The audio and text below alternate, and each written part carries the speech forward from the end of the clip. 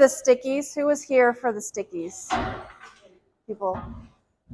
So I'm going to refresh. So the point, remember the point of when I did that exercise with all the stickies on the wall was because I really wanted your guys' feedback on how to, like, when you come across like a parent that has a kid, how do we talk to them? Like, how do I help you kind of get them in that conversation, right? And y'all gave me some great feedback. So that's kind of what I'm going to share and expand on a little bit more today, is some good tips for you guys when you come across these situations on how to approach it. Does that sound good? Cool. First, I want to just remind y'all of the stickies, though. Now, I don't particularly exactly remember like all the questions. I asked like 3 questions. I don't remember the 3 questions that I asked, but I do remember some of these things. And I know this is probably hard to see. It's kind of hard for me to see even from here. I didn't take very good pictures. But you can see like one of them is, are you safe? Let's see. Does the addict know that they need help? Oh yeah, that was, how can I reduce guilt? Things like that. Let's see. And that was, I think when I asked you guys, like, what questions do you guys have when someone approaches with this situation, right? So here's some more. I wonder if I zoom in. There we go. So we see a lot of people have over here, it's like, what are the problems that we want to solve, right? Or something about that. What do you wish you could do? A lot of people have fix it. They want to fix the problem, right? And let's see. What are some of the feelings that we have? A lot of people said things like helpless, right? So I think it's really important that just like you guys don't want to feel helpless, neither do those parents, where I think it's really good to have these kinds of strategies in our pocket so we feel like we have somewhere to go with someone that we don't feel so helpless. It's like, hey, I can send you in the right direction. I can help you land somewhere. And I think that's really important just in general. My rule of thumb for any situation that someone comes to me, and it doesn't have to do anything with substance abuse, right? This could just be a person that has a challenge, an issue, a problem, is I always want to have somewhere for them to land, right? Like I don't ever want to send them off. If they're floundering, I don't want to send them off into, I don't know how to help you, because that does make me feel helpless. Now, when I send somewhere for someone to land on, what they choose to do with that is none of my business, right? Like once they have a good next step, if they choose to not do it, it's out of my hands. They make choices. People make choices all the time that don't always serve themselves, right? And that's just part of their own journey of whatever it is that they need to figure out for themselves. So I don't have to go along in my life to feel helpless because I'm not equipped to deal with everything. I'm just not. So, but there are plenty of people in this world that are equipped to deal with whatever problem. There is not a problem in this world that there isn't someone out there that can help with that, right? So that's I think really important to keep in mind. So this was like some of, where's my damn mouse? The questions for me section, right? What can I actually do to help? What should I say? Let's see if I can read that. What should I say to them for being helpful? How do I get them to trust you? What's the best way for me to connect you to the addict? Who is a good client situation? So these are all the questions that you guys had for me, right? And so I'm going to answer some of those here. Now, there's this guy named David Hawkins. And he, I guess, I don't know, a long time ago, he put like a whole bunch of like those little things that you can put on people's bodies to like measure different things, right? Electrodes. Thank you for the words. He put a bunch of electrodes on people, and he started measuring frequencies of emotions, which I think is kind of cool, right? So people have an emotion, you can actually measure that frequency, because like we're energy, and you kind of get that you vibrate at a different frequency when you're mad than when you're happy. Like the difference of that feeling for when you're mad versus when you're happy, right? Or when you're sad, or you're feeling shame, or you have a little bit of guilt, you feel different, right? I mean, otherwise everything would feel the same. Well, that can translate into some different frequencies that you can actually measure, which I think is a really cool thing. So one of the things that I think is really cool about this is he actually mapped this out. And I want to point out a couple of things. I don't want to dive like extremely deep into all of the scientific details, because that's not all that important today. But I just want to point out that there's a survival paradigm, right? And when we think about emotions, we think the last two here are guilt and shame. That's at the very bottom. And if you think about it like something being at the bottom, when someone is in guilt and shame, they have nowhere else to go. There's nothing lower than that, right? So one of my things, and some of y'all have heard, like I do like the artwork, and I do the like inspirational paintings. And even before I kind of dived into David Hawkins' work, right? I started having this understanding that these family members, they would call me up and they would be in such a desperate place. And when they were calling me up from this desperate place, it wouldn't get exponentially better because I would have to tell them some hard truths, right? And then a lot of times the parents that were calling me up would be like, well, all of what you're saying is really great. I just don't think that I can go there.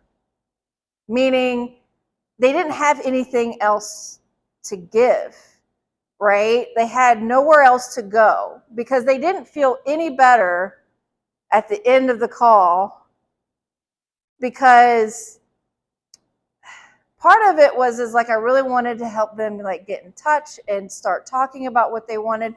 It was on me, right? Like I could have done better in those circumstances to help them feel differently, right? So I started understanding a really good thing for me to acknowledge is that they needed to come with some different energy.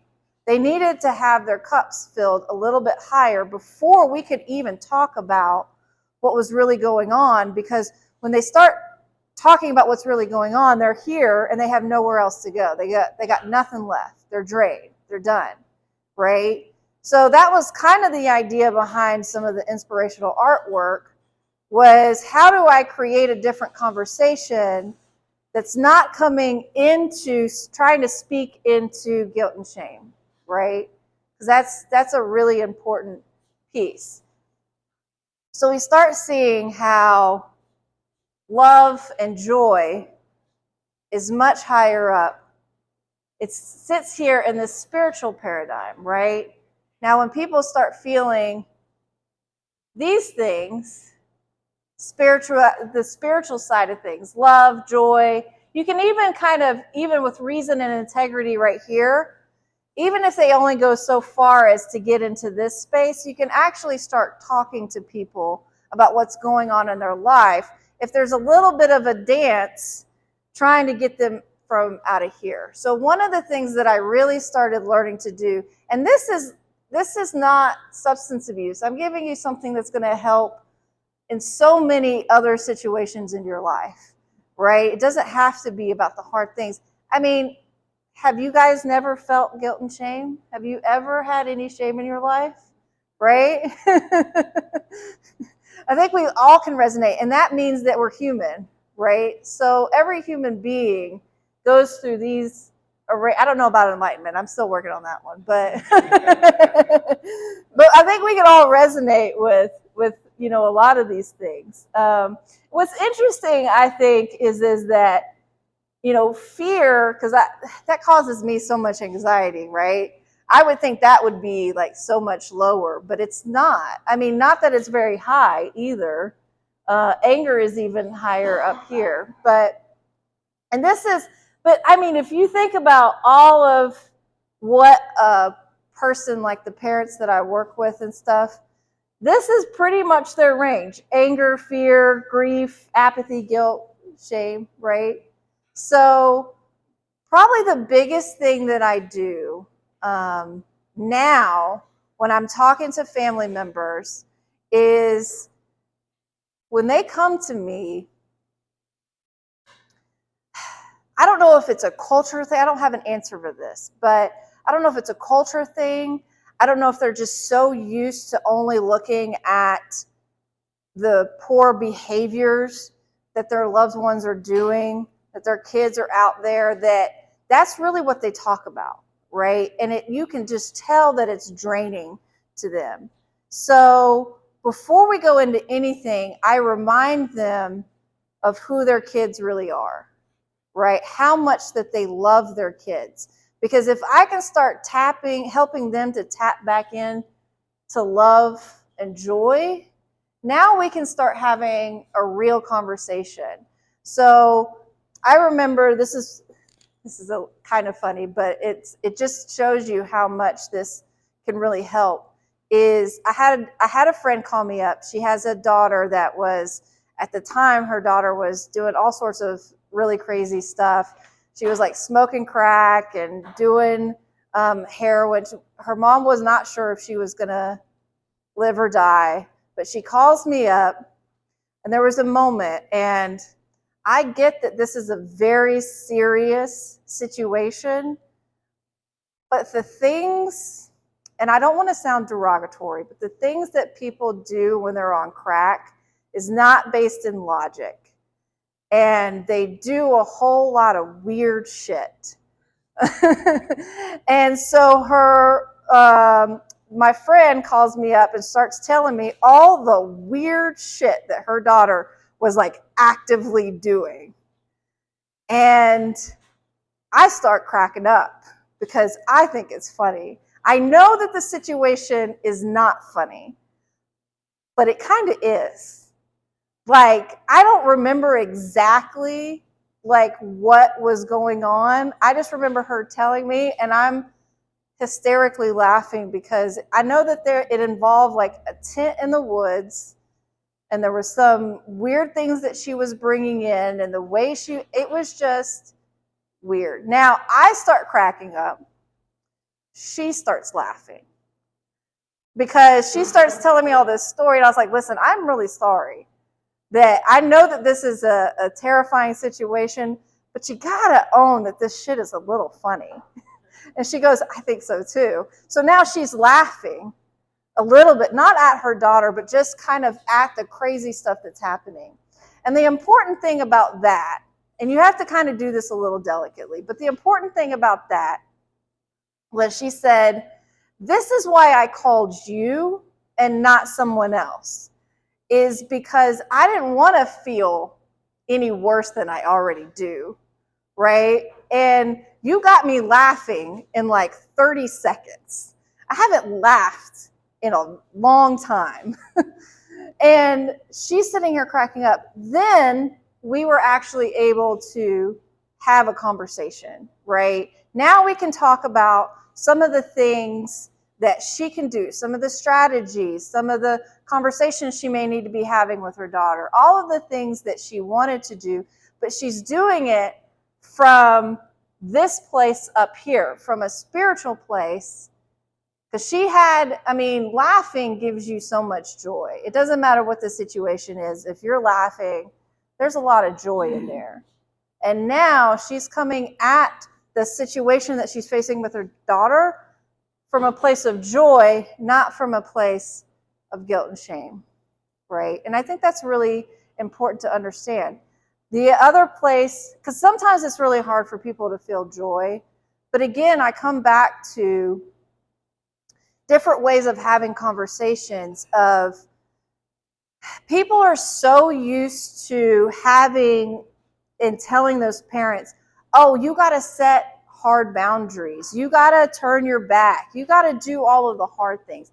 They're used to hearing all of those things, right? And those things are really hard and still send people down here into a lot of guilt and shame. And I get that they need to hear those things, but they've heard those things. What they're not used to hearing is reminders about who their loved one really is, about how much that they really care about them, who that 10-year-old kid was when they had all of that potential that they so looked forward to. I'm like, you remember that your son or daughter is a very loving and caring person. This is not them, right? This is them on drugs. But underneath all of that, who they are is smart. Who they are is brilliant and kind. And they, when they do actually get their stuff together, are going to be able to do amazing things in their life because of how strong they're going to be from what they are experiencing from here, right? All of this stuff is building them up. What we want to do is help them build their muscles so that they can have the confidence that they need to go do and get the help that they need. Because not only are their parents living here, but so are their loved ones. Their loved ones live here. And shame is a funny thing because that's the lens that they see the world from, right? Everything they do, everything they think is shame-based. And the more that we can get not only those parents back up here into this love, because then they can communicate love, right? They can communicate love with their loved ones, and those loved ones need to spend more time in this area. We don't stay in any one emotion, right? Like we filter through these. I can't stay in joy 100% of my life. It's unrealistic.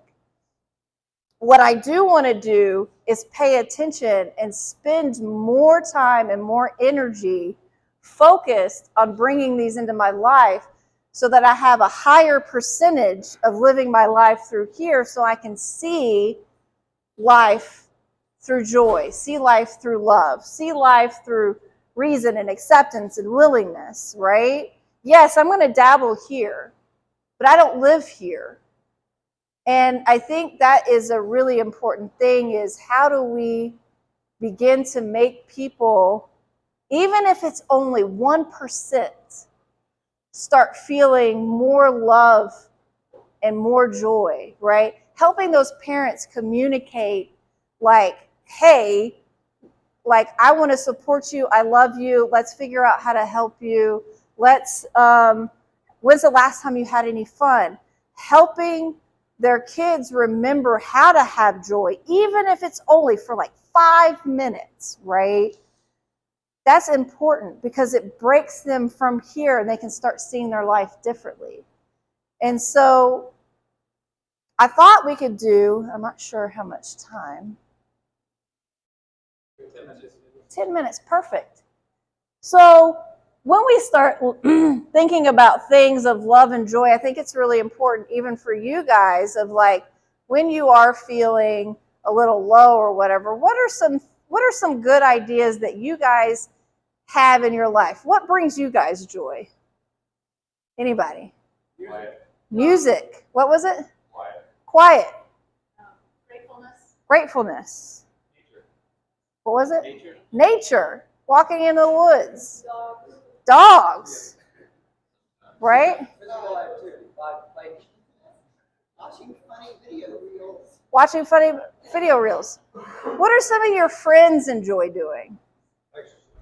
Exercise. What's some other things? Shopping. Shopping. Listen,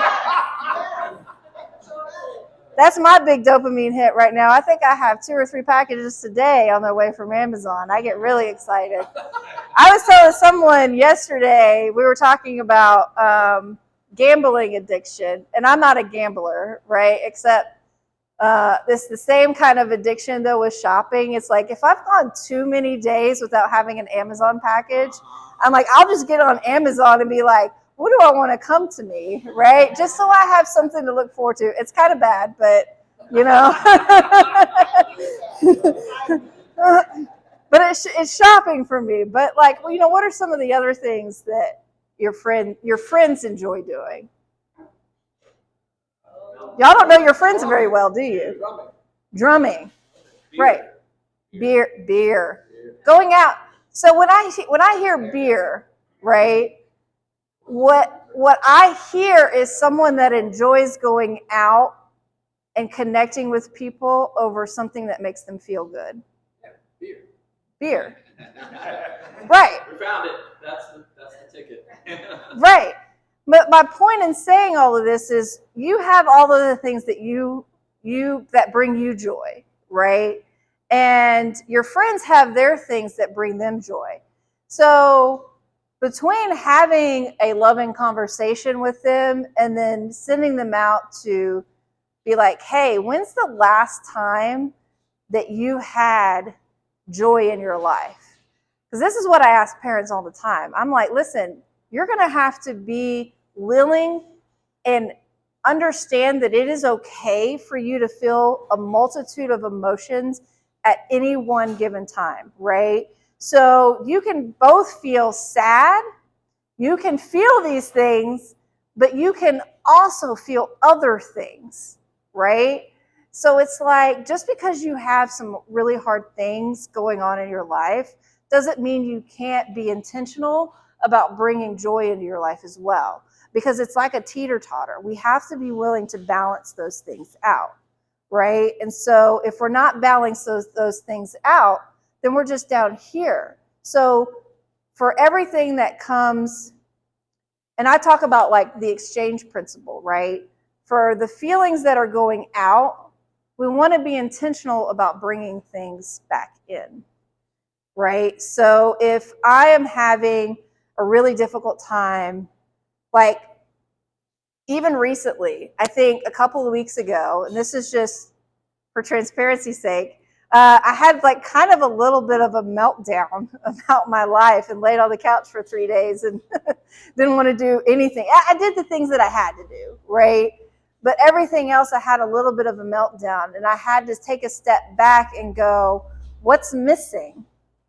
And what was missing was I've been focused so much on growing my business and doing all of these things. I had been taking sign language classes that was eating up a whole lot of time in my life, right? That I didn't have a balance in my friend group, right? I'm like, I have not seen or hung out with I'm doing so much, but I don't have a very well-rounded life right now. And I had to take a step back and realize that and go, I need to go connect with my friends that has nothing to do with business, that has nothing to do with, anything over here. I have to go do this, right? So sometimes we have to take a step back and reevaluate some things. So I had to kind of feed my soul in a different way. And that's the kind of the exchange. When things go out, we have to also bring those things back in. So, and then one of the things that I had to realize was feeling pity for anybody serves nobody, right? I can't feel sorry for anyone because whatever someone needs to go through in their life is their journey of the experiences of what they're on this planet to do and learn and grow from, right? And that's something that I have to understand. If I'm willing to have hard conversations with people that they need to be having, I can't also feel sorry for them, because then I'm not willing to have hard conversations.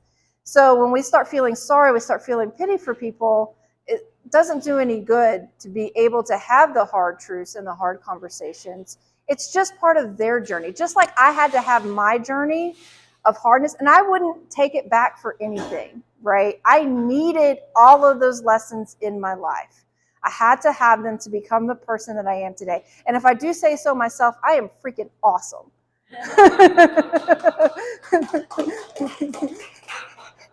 And I'm going to slightly end on that note. I should have just ended right there. But I do want to at least say something. Recently, because this has, I'm going to end this part. I hope you guys got some good stuff out of that. Because you can take those lessons with you as you go through your everyday life. Recently, I created a free online program for people to kind of help them get started, right? It's called the Unbreakable Boundaries. I go through the 5 principles of what it means to create unbreakable boundaries. I have little postcards. I'm not going to force them on you. I would love for you to both take them and give them to people if you ever run into people. It is free. It will help them get started in the way. They can sign up for it. I would also love it if you guys would sign up. Just because I would really like some feedback. I want to know how it is, because it's different. This is my rough draft version. As I get feedback, I'm going to go back through and kind of, I guess, revamp and redo the videos that I feel like maybe I was missing something, maybe other people had questions about, maybe it just wasn't hitting right, maybe it just didn't make any sense, because it's just me, right? And I can get in my own way. So I would love the feedback. It will also probably help you, because the 5 principles, you can carry those into your own life. Yes, I tailor it towards substance abuse issues and people dealing with all of that stuff, but the concepts remain for anybody that either struggles with boundaries or feels like they need boundaries in their life. It would be good for them too. So I would love it if you would take them and give them out and sign up for it. It would also put you on my newsletter that I send out when I can, maybe once a month, because I'm not very good at that stuff. So you will not be getting flooded with emails under any circumstance. I may go 6 months without sending anything out. So, and then all of a sudden you'll get something. But I do cool videos and write cool stuff that I think y'all would enjoy, frankly. So anyway, that's it. And I'm freaking awesome. Yay!